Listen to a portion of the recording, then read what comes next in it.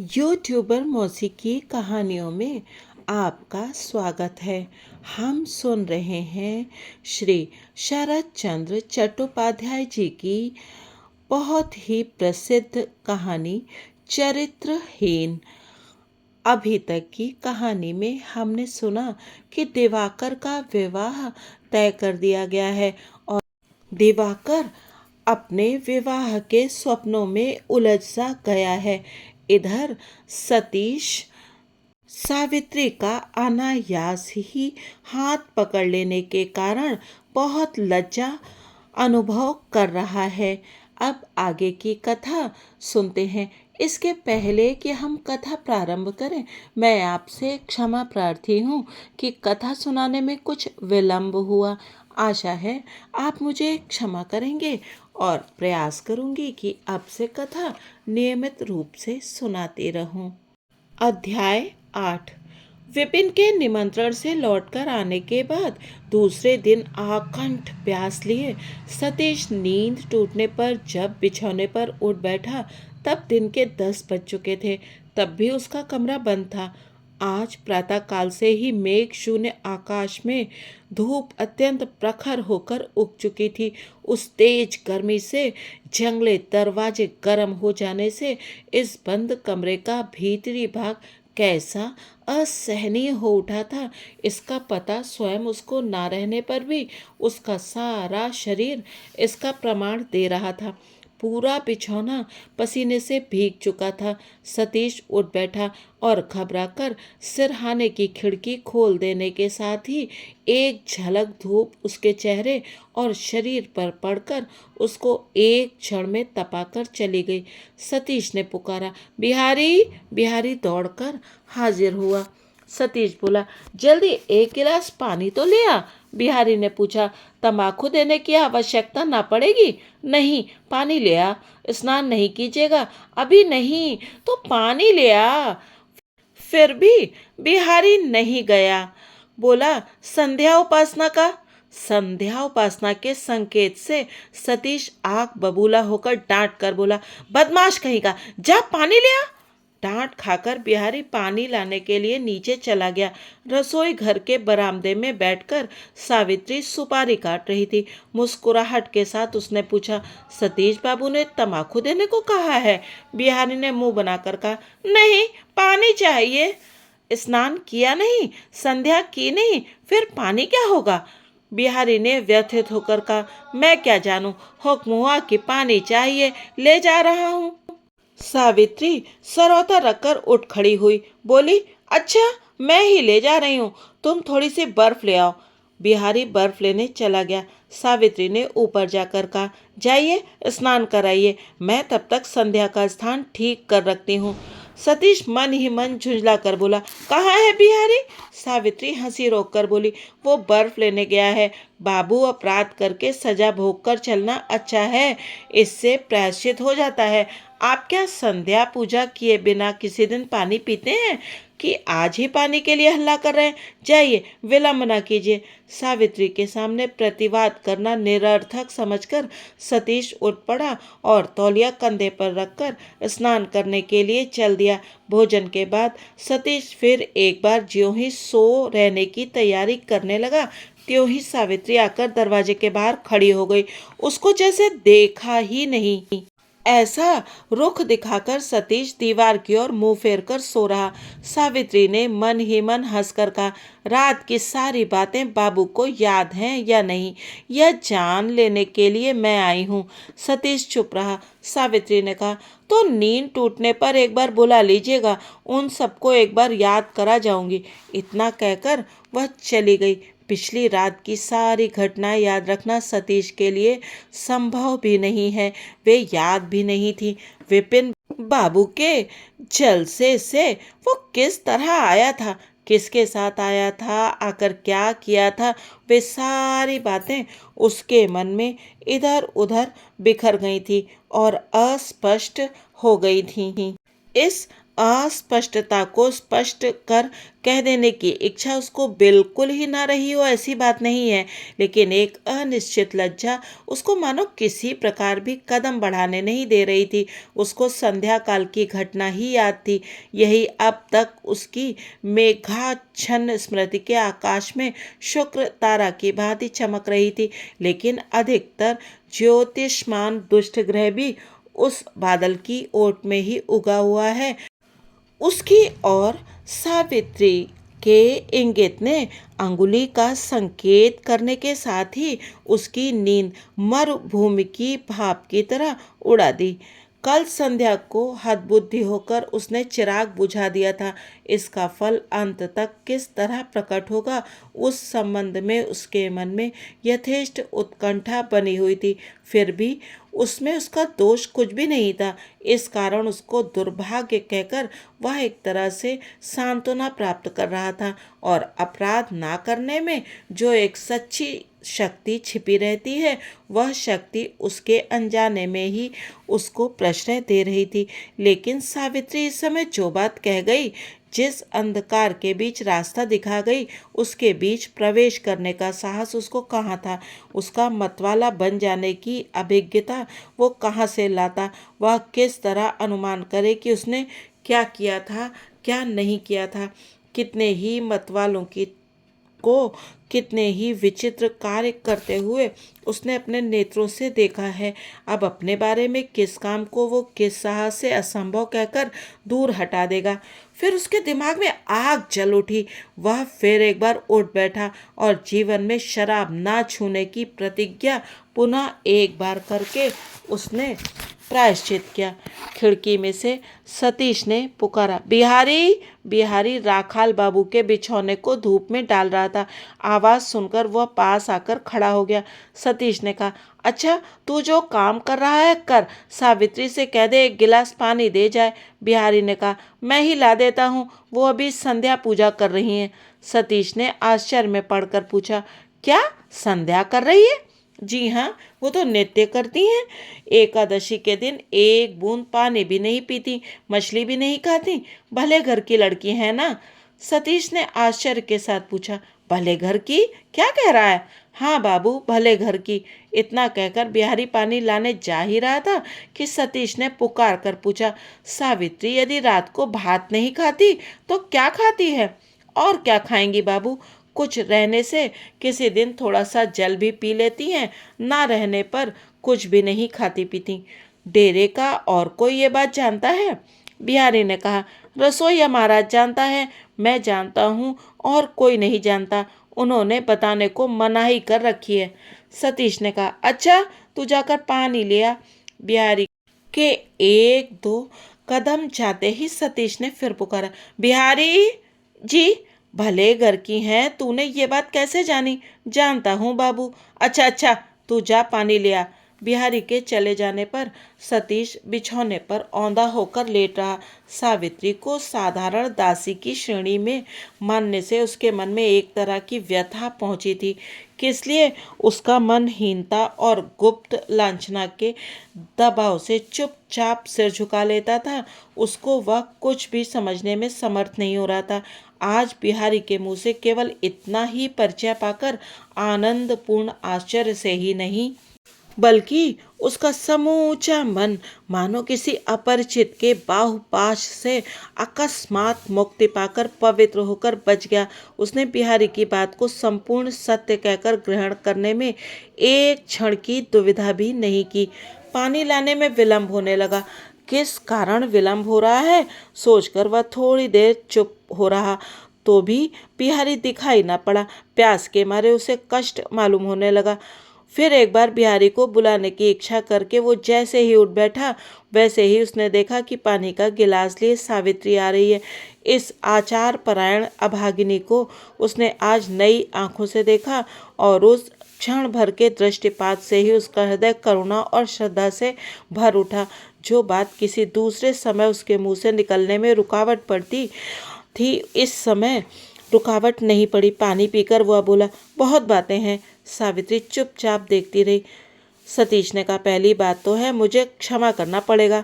सावित्री ने शांत सुर से पूछा, दूसरी बात? सतीश ने कहा, कल कब किस तरह मैं आया था बताना पड़ेगा। सावित्री ने जवाब दिया, रात के अंतिम प्रहर में गाड़ी पर चढ़कर, उसके बाद रास्ते पर ही सो रहने का प्रबंध किया था। अच्छा काम नहीं किया। उठाकर कौन ले आया? मैं। और कौन था? इतने बड़े जड़ पदार्थ को किस तरह उठाया गया? सावित्री ने हंसकर कहा, आप डरे नहीं, डेरे पर किसी को कुछ मालूम नहीं। सतीश ने गहरी सांस लेकर कहा, मैं बच गया, लेकिन तुम्हारे साथ मैंने किसी तरह का दुर्व्यवहार तो नहीं किया? नहीं तो, सतीश ने खुश होकर कहा। तो फिर किस बात की याद दिला देना चाहती थी? आपने शराब ना छूने की शपथ ली थी। शपथ मैं क्यों लेने गया? इस तरह दुर्बुद्धि तो मुझे होने की बात याद नहीं है। शायद मेरी बात से हो रही हो। सतीश ने अपना कंठ स्वर को धीमा करके कहा, मुझे याद आ रही है सावित्री, मैंने तुमको छूकर शपथ ली थी ना। सावित्री निरुत्तर रही। सतीश ने कहा, यही होगा, लेकिन कल संध्या की बातें याद हैं? इस बार सावित्री हंस पड़ी, गर्दन हिलाकर बोली, हाँ है, लोग जान लेंगे शायद, फिर क्या उपाय होगा? सावित्री ने सहसा गंभीर होकर कहा, होगा फिर क्या, किसी दूसरे डेरे पर या अपने घर चले जाइए। और तुम? सावित्री के मुख पर किसी प्रकार की घबराहट नहीं दिखाई पड़ी। शांत भाव से वो बोली, मुझे चिंता नहीं, इस डेरे के बाबू लोग रखें तो अच्छा ही है, ना रखेंगे तो कहीं और काम करने की चेष्टा करके चली जाऊंगी। जहाँ मेहनत करूंगी वहीं दो कौर खाना पा जाऊंगी। सतीश का समस्त मन जैसे पहाड़ की चोटी से लुढ़क कर नीचे जड़ में गिरकर बिल्कुल ही चूर चूर हो गया। उसके यहाँ रहने ना रहने से सावित्री का कुछ बनता बिगड़ता नहीं। इस संबंध में वह बिल्कुल ही उदासीन है।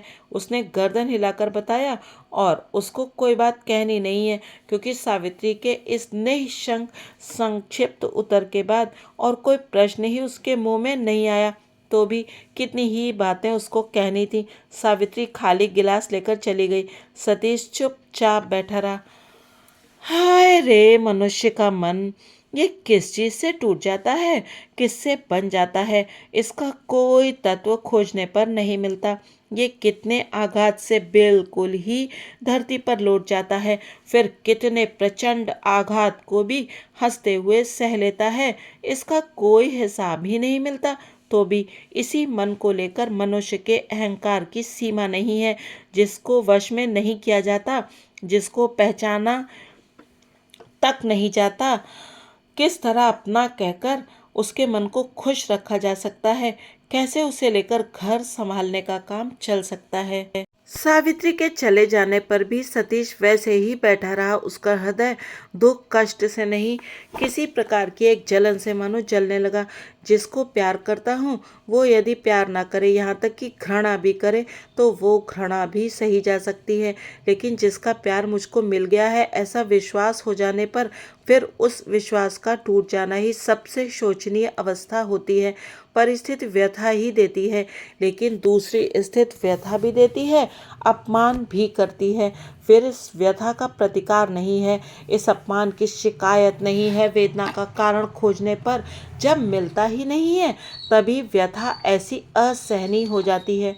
कुछ भी हो, सावित्री के इस निश्चिंत और सरल कर्तव्य निर्धारण ने सिर्फ एक बार उसके हृदय के चित्र को खोल नहीं दिया, उसने सतीश के हृदय के चित्र को भी खींचकर बाहर के प्रकाश में पहुंचा दिया। इन दोनों चित्रों को आस पास रखकर वह स्तंभित हो रहा। उसने निश्चित रूप से जान लिया था सावित्री प्यार करती है, वह प्यार नहीं करता। अब उसने देखा ठीक उसका उल्टा, वह प्यार करता है, सावित्री नहीं करती। इस घृणित बात को स्वीकार करने में केवल लज्जा से ही उसका सिर नीचा नहीं हुआ, बल्कि अपने मन की इस नीच प्रवृत्ति से उसको अपने ऊपर घृणा उत्पन्न हो गई। उसकी पिछली अनेक रातों की अनेक लज्जाएं जमा होकर पड़ी हुई हैं, ये सच है, लेकिन इस नीचता की तुलना में वे सभी तुच्छ हो गईं। इस डेरे में तो एक दिन ही रहना चल नहीं सकता। यहाँ रहने न रहने के संबंध में वो बिल्कुल ही उदासीन नहीं है। यह बात तो वह किसी तरह भी स्वीकार न कर सकेगा। वह कठोर प्रतिज्ञा कर बैठा कि वेदना के भारी बोझ से अगर उसका मन टूटकर टुकड़े टुकड़े भी हो जाए तो भी नहीं, किसी प्रकार भी इस नीचता को प्रश्रय देकर वह नीचे के पथ में नहीं जाएगा। दिन ढलता जा रहा था, लेकिन कमरे के अंदर सतीश को इसका होश नहीं था। एकाएक डेरे पर लौटने वाले पास पड़ोस की आहट से वह चकित सा होकर खिड़की के बाहर झांक लेने के लिए बिछौना छोड़कर उठ पड़ा और उसी दम एक कुर्ता पहनकर चादर कंधे पर डालकर नजर बचाए चुपके से बाहर निकल गया। अभी तुरंत ही हाथ मुंह धोने का आग्रह लेकर सावित्री आ जाएगी और जलपान के लिए हट करने लगेगी। आज उसको जरा सी भी भूख नहीं थी, लेकिन सावित्री इस बात पर किसी तरह भी विश्वास न करेगी। अनुरोध करेगी, परेशान करेगी, हो सकता है कि अंत में क्रोध करके चली जाएगी। रास्ते में घूमते घूमते संध्या के ठीक पहले एक गली के मोड़ पर एकाएक पीछे से उसने परिचित कंठ की पुकार सुनी। छोटे बाबू हैं क्या? सतीश खड़ा हो गया, बोला, हाँ मोक्षदा हो क्या? बहुत दिनों पहले मोक्षदा उसके पश्चिमी प्रांत के मकान में दासी का काम करती थी। छुट्टी लेकर कलकत्ता आने पर फिर वापस न जा सकी। उसने कहा, हाँ बाबू मैं हूँ, मेरा एक पत्र आप पढ़ देंगे? सतीश हंसकर बोला, इतने बड़े शहर में एक पत्र पढ़वाने के लिए तुझे और कोई आदमी नहीं मिला माई? पत्र कहाँ है? मोक्षदा ने कहा, पत्र मेरे घर पर ही है बाबू, किसी अनजान आदमी से पढ़वाने का साहस नहीं हुआ। न जाने इसमें क्या लिखा हो। यूँ तो हमारे घर में ही एक लड़की है, वह पढ़ना लिखना जानती है, लेकिन उसको भी आज 2 दिन से नहीं देखा। इतनी अधिक रात को वह घर लौटती है कि वक्त नहीं मिलता। सतीश ने पूछा, कितनी दूर है तुम्हारा मकान? दासी ने कहा, यहाँ से थोड़ी ही दूर है, बड़े रास्ते के उस तरफ एक गली में है। अगर अपना पता ठिकाना बता दें तो किसी को साथ लेकर कल मैं ही चली आऊँ और पत्र पढ़वा जाऊँ। सतीश ने अच्छा कहकर अपना शोभा बाजार वाला पता बता दिया और कहाँ से किस तरफ जाना पड़ता है समझाकर बताते बताते राह चलने लगा। कुछ देर चलने के बाद दासी एक जगह अचानक खड़ी हो गई और बोली, कहने का साहस मुझे नहीं होता बाबू, अगर एक बार चरणों की धूली आप दे दें। घर यहाँ से और अधिक दूर नहीं है। सतीश ने थोड़ी देर कुछ सोचकर कहा, अच्छा चलो। आज डेरे पर लौट जाने का उसका बिल्कुल ही मन नहीं था। रास्ते में घूमते घूमते रात अधिक हो जाने पर सावित्री अपने घर चली जाएगी तो अपने डेरे पर लौट जाऊंगा, यह निश्चय करके ही वह बाहर निकला था। इसीलिए सहज ही में सम्मति देकर 2 गलियों को पार करके वे दोनों मिट्टी के बने दुम जिले मकान के सामने जा खड़े हुए। तनिक खड़े रहिए, कहकर मोक्षदा अंदर घुसी और शीघ्र ही एक मिट्टी के तेल की डिबिया हाथ में लिए लौट आई और रास्ता दिखाती हुई सतीश को अपने साथ ले गई। उस तरफ के कोने के कमरे में एक छोटे स्टूल पर डिबिया में बत्ती जल रही थी। उसी कमरे को दिखाकर उसने कहा, जरा बैठिए, मैं तंबाकू चढ़ा लाऊं। इस छोटे से कमरे की सफाई देखकर सतीश ने आराम अनुभव किया। एक तरफ छोटी सी चौकी पर मंजे घिसे कितने ही पीतल कांसे के बर्तन चमक रहे थे और उसके पास ही एक रस्सी पर कुछ कपड़े व्यवस्थित ढंग से टंगे हुए थे। ताक पर एक टाइम पीस रखी थी जिसमें 8 बजे थे। सतीश ने चौखट के बाहर जूते खोलकर रख दिए, चौकी पर बिछे हुए सफ़ेद बिछौने पर जाकर बैठ गया और कमरे के दूसरे असबाबों की मन ही मन जांच करने लगा। पहली ही दृष्टि पड़ गई एक छोटी सी अलमारी पर। उसमें कुछ पुस्तकें सजाकर रखी हुई थी। सतीश उठकर गया और एक पुस्तक ले आया और पहला पन्ना उलटने के साथ ही उसने देख लिया कि अंग्रेजी अक्षरों में भुवन चंद्र मुखोपाध्याय लिखा हुआ है। उस पुस्तक को रखकर और 3-4 पुस्तकें, वही एक नाम देकर पुस्तकें यथा स्थान रखकर वह फिर बैठ गया। मोक्षदा हुक्के पर तंबाकू चढ़ाकर ले आई। सतीश ने हुक्का थाम कर कहा, तुम्हारा कमरा बहुत साफ सुथरा है, उठने का मन नहीं होता? मोक्षदा ने मुस्कुराकर कहा, उठिएगा क्यों बाबू, बैठिए, ये कमरा मेरा नहीं है, यह एक दूसरी स्त्री का है। सतीश ने पूछा, वो कहाँ है? मोक्षदा ने कहा, वह बाबू लोगों के एक डेरे पर काम करती है, लौटने में प्रायः ही रात हो जाती है, इसीलिए कमरे की चाबी मेरे पास ही रहती है, मुझे मौसी कहकर पुकारती है। सतीश ने कहा, भले ही पुकारती हो, लेकिन भुवन बाबू कब आएंगे? दासी ने आश्चर्य में पड़कर पूछा, कौन भुवन बाबू? भुवन मुखर्जी, पहचानती नहीं हो? सहसा दासी ने दोनों बहुएं चढ़ाकर कहा, ओ हमारे मुखर्जी, नहीं नहीं, उनको आना नहीं पड़ेगा। क्यों, क्या मर गए हैं? दोनों आंखें चमकाकर मोक्षदा ने कहा, नहीं, मर नहीं गए, लेकिन मर जाने से ही अच्छा होता। ठहरे ब्राह्मण, वर्णों के गुरु, हम लोगों के मस्तक के मणि हैं, नारायण तुल्य हैं। उनके प्रति अभक्ति नहीं करती, उनके चरणों की धूलि लेती हूँ, लेकिन किसी दिन भेंट होने पर 3 झाड़ू गिनकर मुंह पर मारूंगी, तभी मेरा नाम मोक्षदा है। सतीश हंसकर बोला, क्रोध के आवेश में ब्राह्मण आदमी की अभक्ति करके कहीं मार मत बैठना। खूब भक्ति के साथ गिनकर मारोगी तो पाप ना लगेगा। लेकिन वो है कौन? मोक्षदा ने कहा, उस आदमी का परिचय क्या दूं बाबू? वो आदमी नहीं, जानवर है। इस लड़की को जिस राह में वह बिठा गए बाबू, यह कोई अपने आदमी का काम है? छी छी, गले में डालने को रस्सी नहीं मिली। सतीश ने पूछा, वो है कौन? उन्होंने किया क्या है? सहसा कमरे के बाहर से जवाब आया, उस आदमी को आप नहीं पहचानते। आपको उनके विषय में सिर्फ जान लेने से क्या लाभ होगा? सतीश चौंक पड़ा। मोक्षदा ने मुंह फेर कर कहा, साबी साबी है क्या? कब आई तू? सावित्री ने कमरे में घुसकर कहा, अभी आई हूँ। बाबू को तुम कहाँ पा गई मौसी? मोक्षदा ने कहा, यही हमारे छोटे बाबू हैं सावित्री। आज 2 दिन हुए बहू जी का एक पत्र मुझे मिला है, उसको पढ़वा नहीं सकी, इसीलिए कहा अगर बाबू दया करके चरण रज दे दे। सावित्री ने कहा, तो चरण रज तुम्हारे कमरे में ना देकर मेरे कमरे में क्यों? मोक्षदा ने नाराज होकर कहा, तो फिर क्रोध क्यों करती हो सावित्री?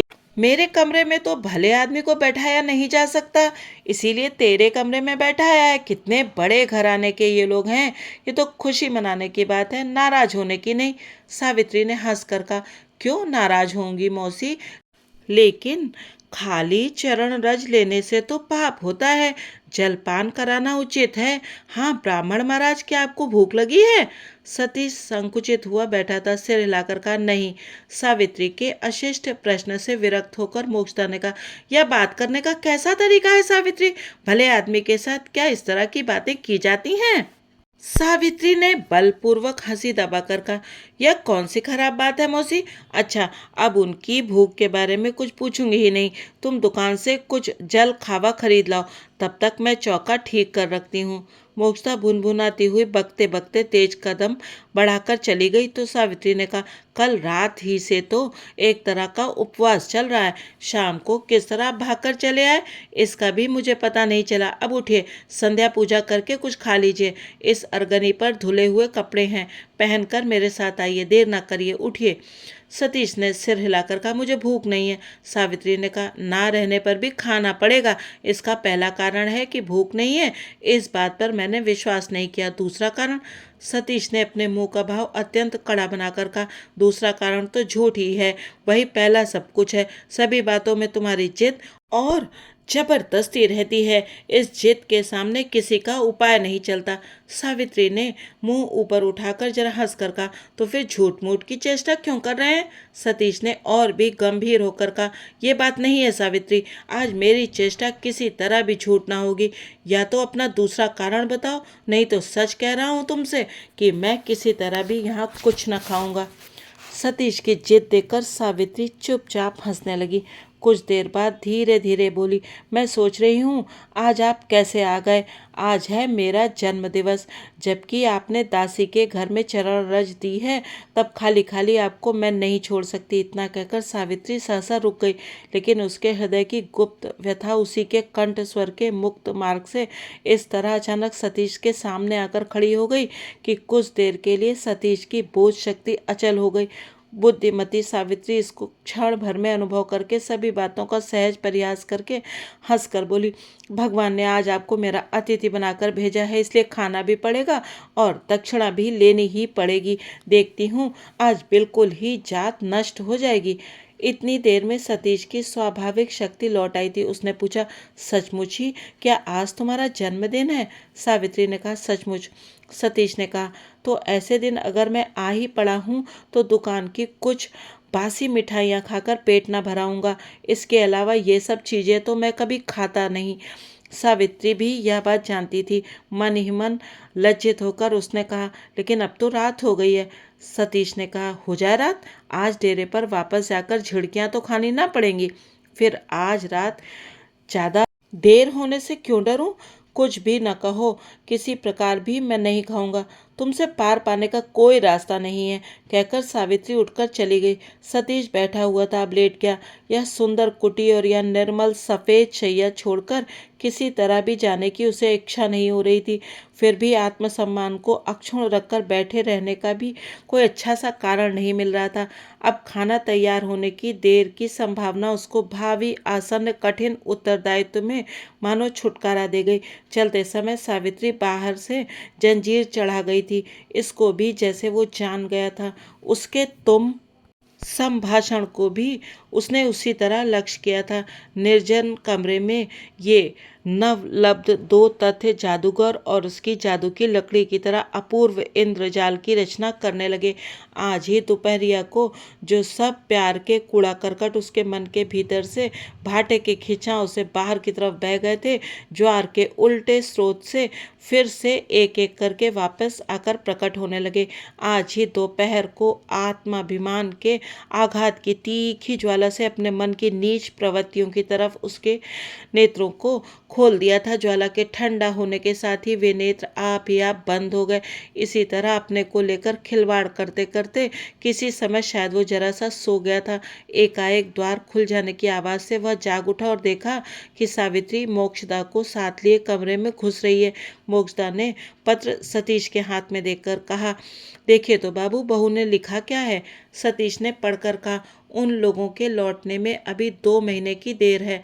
मोक्षदा ने पूछा, और कोई बात नहीं है। सतीश ने पत्र लौटा कर कहा, नहीं, विशेष कुछ बात नहीं है। मेरी तनख्वाह के बारे में बाबूजी? नहीं, वो बात नहीं लिखी है। रुपए की बात नहीं लिखी है। सुनकर मोक्षदा ने मन ही मन अत्यंत कुढ़कर पत्र के लिए हाथ बढ़ाते हुए कहा, ये बात रहेगी क्यों? रहेंगी जितनी सब बेकार की बातें। दीजिए पत्र। सावित्री, कल पत्र का उत्तर लिख देना तो। हाँ, बाबू का खाना कब दोगी? रात नहीं हुई है क्या? सावित्री ने कहा, यह ठहरे ब्राह्मण महाराज, संध्या पूजा करेंगे या यूं ही खा लेंगे? मोक्षदा ने कहा, यह क्या अपने पुरोहित महाराज हैं या बाबा जी हैं कि पूजा आवाहन करके खाएंगे? सतीश हंसकर बोला, क्या माई, तुम सब भूल गई? मैं तो सदा ही संध्या पूजा करता हूँ। मोक्षदा को शायद एकाएक बात याद पड़ गई। छेप कर बोली, हाँ हाँ, ठीक बात है। सावित्री की तरफ घूमकर बोली, देख तो बेटी, जल्दी बाबू के लिए चौकी ठीक कर दे। तेरे घर में तो सब ही ठीक ठाक है, कहकर मोक्षदा चली गई। 1 घंटे के बाद सतीश के भोजन के वक्त कमरे में कोई भी मौजूद नहीं था। अंधेरे बरामदे से यह देखकर मोक्षदा एकदम जल उठी। रसोई घर में जाकर देखा सावित्री चुपचाप बैठी हुई है। रुष्ट कंठ से उसने कहा, यह तेरी कैसी बुद्धि है सावित्री? यह क्या कंगाल भोजन हो रहा है कि जो कुछ भी है खाने के लिए सामने डालकर निश्चिंत होकर बैठी हुई हो? सावित्री कुछ सोच रही थी, चौंक कर बोली, आवश्यकता पड़ने पर वह खुद ही मांग लेंगे। ऐसी बुद्धि ना रहती तो फिर तू दासी का काम करने जाती, तू तो खुद ही नौकर नौकरानी रख लेती। सावित्री ने हंसकर कहा, खुद ही नौकरानी बनी हुई हूँ, इसमें भी क्या दोष है मौसी? मेहनत करके खाने में तो कोई शर्म नहीं है। मोक्षदा ने कुपित होकर कहा, कौन कहता है कि है? मेरी उम्र में भले ही ना रहे, लेकिन तेरी उम्र में तो जरूरी है। अच्छा रहे या ना रहे, बाबू को जबकि खाने को कह दिया तब बैठ कर खिलाओ। मनुष्य का भाग्य बदलने में अधिक देर नहीं लगती। सावित्री जाने को तैयार होते होते ठिठक कर खड़ी हो गई। बोली, क्या बक रही हो मौसी? वह सुन लेंगे तो? मोक्षदा ने तुरंत ही अपना कंठ धीमा करके कहा, नहीं नहीं, सुन लेंगे क्यों? और एक बात तुझसे कह रखती हूँ बेटी, भगवान ने जो 2 आंखें दी हैं उन दोनों को जरा खोल कर रखना। घड़ी की चेन, हीरे की अंगूठी न रहने से ही किसी आदमी को छोटा मत समझ लेना। अच्छा, कहकर सावित्री हंसती हुई चली जा रही थी। मोक्षदा ने फिर पीछे से पुकार कर कहा, सुनो तो सावित्री। सावित्री घूमकर खड़ी हो गई। बोली, क्या है? मेरे कमरे में चल, एक ढकिया साड़ी निकाल कर दूं, पहन कर आ। सावित्री ने हंसी रोककर कहा, तुम निकाल लाओ मौसी, मैं अभी आ रही हूँ। सतीश का खाना प्रायः समाप्त हो आया था। सावित्री ने कमरे में घुसकर कहा, आंखें बंद करके खा रहे हो क्या? सतीश ने मुंह ऊपर उठाकर देखा। नहीं, लेकिन देखती हूँ दोनों आंखें तो नींद से ढलती जा रही हैं। असल में उसे कड़ी नींद आ रही थी। पिछली रात का उच्छृंखल अत्याचार आज में ही उसकी आंखों की दोनों पलकों को भारी बनाता जा रहा था। सलज्ज हंसी स्वीकार करके उसने कहा, हाँ, बड़ी नींद आ रही है। सावित्री ने पूछा, और कुछ चाहिए? सतीश तुरंत बोल उठा, नहीं कुछ नहीं, कुछ नहीं, मैं खा चुका। बाहर पैरों की आहट सुनकर सावित्री जान गई कि मोक्षता आकर खड़ी है। बोली, बाबू मुझे एक ढकिया साड़ी खरीद देनी पड़ेगी। वह कभी कुछ नहीं मांगती, इसलिए इस बात का मतलब ना समझ सकने के कारण सतीश आश्चर्य में पड़ गया। मोक्षता के आने का उसे पता नहीं था। उसने सचमुच पूछा, सचमुच ही चाहिए? सचमुच ही तो कब पहनोगी? आज पहनने की स्थिति नहीं है, इसलिए किसी दिन भी वह स्थिति नहीं होगी। ऐसी क्या बात है? इसके अलावा एक और बात है, मैं मेहनत करके खाती हूँ। इसके लिए मौसी दुख प्रकट कर रही थी, इसीलिए सोच रही हूँ कि अब मेहनत करके ना खाऊंगी, अब से बैठी बैठी खाऊंगी। सतीश ने हंस कर कहा, अच्छी बात तो है। सिर्फ अच्छी बात होने से ही तो ना होगा, उसके साथ एक नौकरानी ना रहने से भी तो मान नहीं रहता। उसको भी आपको रख देना पड़ेगा। अपनी बात को वह खत्म भी ना कर सकी, मुंह में आंचल ठूसकर हंसी का वेग रोकने लगी। मोक्षता कोई अच्छी औरत नहीं थी। एक ही क्षण में सब कुछ समझकर कमरे में घुसकर उसने कहा, बाबू शायद सावित्री को पहचानते हैं। सावित्री की तरफ घूमकर बोली, मौसी के साथ अब तक शायद मजाक हो रहा था, तो ये तो अच्छी बात है, खुशी की बात है। पहले कहने से ही तो काम हो जाता। कहकर हंसकर वह चली गई।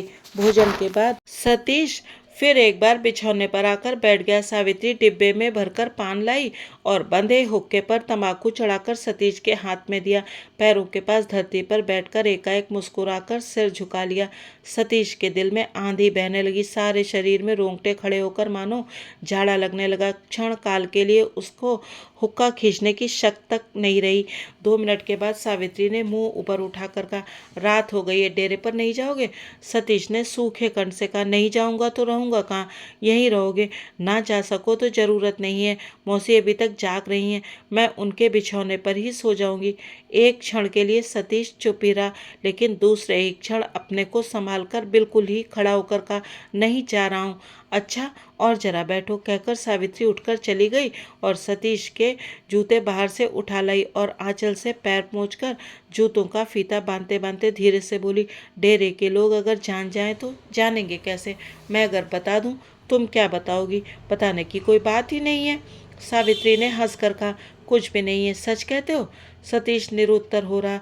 सावित्री ने धीमे स्वर में कहा, बताने की बात ना रहने से कौन जाने आज मैं तुमको छोड़ सकती थी या नहीं।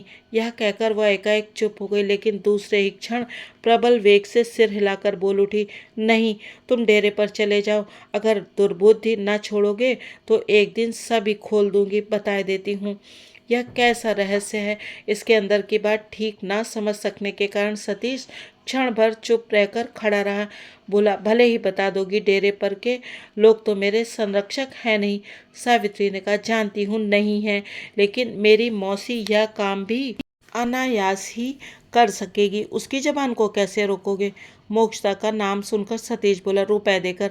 सावित्री ने कहा, उससे केवल रुपया बर्बाद होगा, काम नहीं होगा। इसके सिवा मौसी को भी रुपए से वश में कर लोगे, लेकिन मुझे क्या देकर वश में करोगे? सतीश तुरंत बोल उठा, प्रेम देकर। सावित्री के होठों पर हंसी की रेखा दिखाई पड़ी। बोली, इसको लेकर 4 बार हो गए, यानी इसके पहले और भी 3 आदमियों ने इस चीज़ को देना चाहा था, तुमने लिया नहीं? नहीं, कूड़ा करकट जमा करके रखने के लिए जगह मेरे पास नहीं है। सतीश स्थिर होकर बैठा रहा। सावित्री की व्यंग भरी हंसी और उसके कंठ का स्वर कुछ भी उसके लक्ष्य से बच नहीं सका। इसीलिए उसकी दोपहर की बातें याद पड़ गईं और याद आने के साथ ही प्रेम की नदी में ज्वार खत्म होकर भाटे का खिंचाव शुरू हो गया। सावित्री की बातों को उसने व्यंग समझ लेने की गलती नहीं की।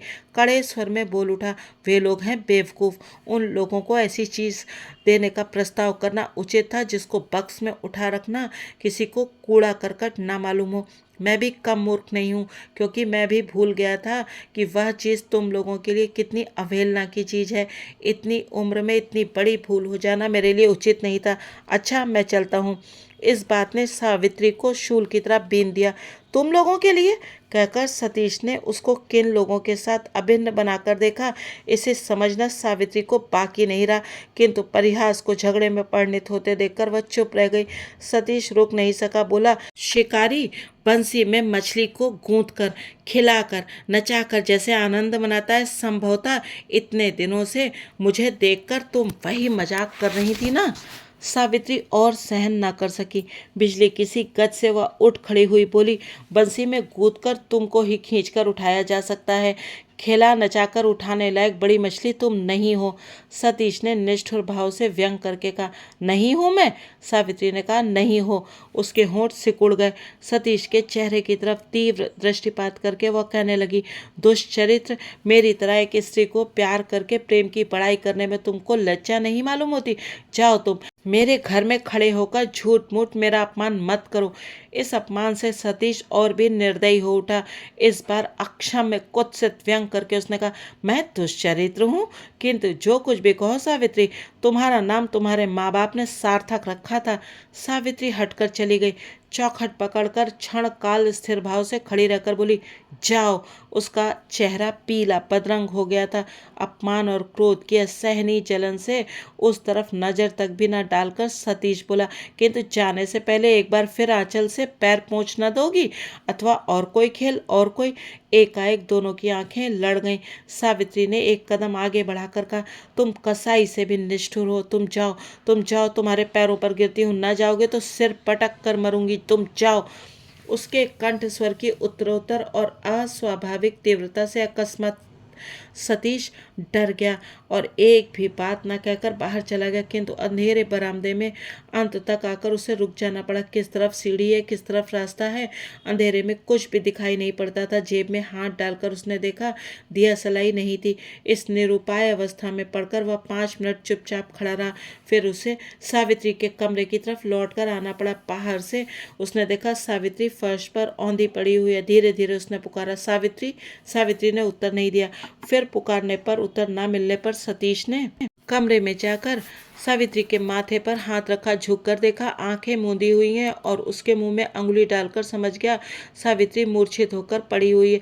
क्षण भर के लिए मन में एक भय और संकोच का उदय हो गया जरूर, किंतु दूसरे क्षण सावित्री का चेतन शरीर उठाकर बिछौने पर उसने लेटा दिया और चादर का एक हिस्सा गगरी के जल से भिगोकर मुंह पर, आंखों पर छिड़कने लगा।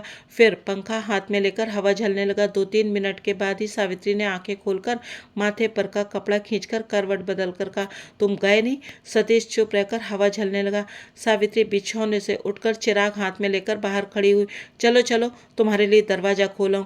उसके बाद चुपचाप रास्ता दिखाती हुई वह नीचे उतर आई और दरवाजा खोलकर किनारे खड़ी हो गई। मूर्छित सावित्री को बिछौने पर ले जाकर लिटाने के लिए उसके अचेतन शरीर को जो गोद में लेना पड़ा था, उसी समय से सतीश मनो अनमनस्क सा हो गया था। अब दरवाजे के पास आते ही वह अपने में आ गया और कोई बात कहने के लिए मुंह ऊंचा उठा ही रहा था कि सावित्री बोल उठी, नहीं, और एक बात भी नहीं। अपने शरीर को तुमने पहले ही नष्ट कर डाला है, किंतु वह तो किसी दिन जलकर खाक भी हो जाएगा। किंतु एक अस्पृश्य कुल्टा को प्यार करके भगवान के दिए हुए मन के गाल पर अब स्याही मत पोत देना। या तो तुम कल ही उस डेरे को छोड़कर चले जाओ, या मैं वहां अब नहीं जाऊंगी। इतना कहकर उत्तर की प्रतीक्षा न करके सावित्री ने दरवाजा बंद कर दिया। तो आज इस कथा को यहीं विश्राम देते हैं। अगले भाग में जानेंगे कि क्या सतीश डेरा छोड़कर चला गया या सावित्री डेरा छोड़ गई, और सावित्री का रहस्य क्या है, आखिर वो है कौन। तब तक आप बने रहिए यूट्यूबर मौसी की कहानियों के साथ और सुनते रहिए चरित्रहीन।